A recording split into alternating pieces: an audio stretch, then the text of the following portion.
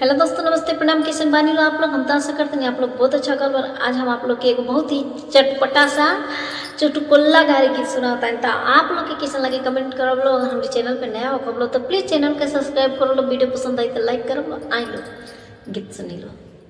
ककड़िन में बतिया हजारों लगे। ककड़िन में हो ककड़िन में बतिया हजारों लगी। ककड़िन में आ ककड़ी तुरन गई दुल्हा के दीदी। ककड़ी तुरन गई दुल्हा के दी।